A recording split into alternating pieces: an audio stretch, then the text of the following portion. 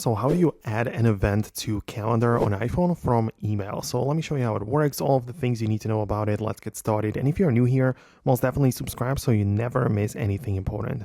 So it depends on your calendar client, but I'm going to assume that you are using the Apple one. And in that case, you can open up your email. It doesn't have to be just Apple Mail, whatever.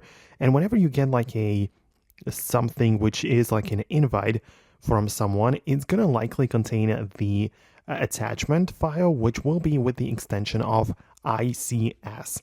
This is like a calendar extension which you can utilize for your, calendar events. And when you tap on this, and when that is part of the event or the email, you're going to tap on it like this.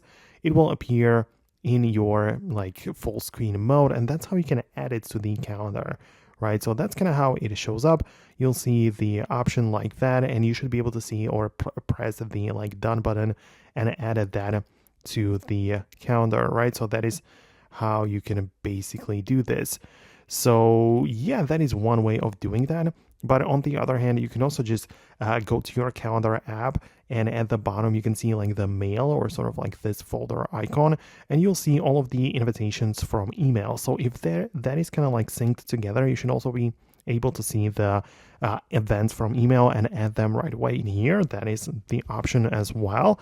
And also make sure that when you go to the settings app of your iPhone apps at the bottom and click on calendar, make sure that the Siri and the search there has the suggestions available for the calendar, right? So, if you have that option turned on, it means that it will look for places around the phone for events. And if there is something available, it's going to make it show up to you and suggest it if you don't want to add it to your calendar. So yeah, hopefully I managed to explain it to you. Let me know in the comments below if you found this video helpful, or if you made it work. Hit the thumbs up and subscribe for more, and I'll talk to you in the next videos as well. So thanks a lot, and I'll see you later.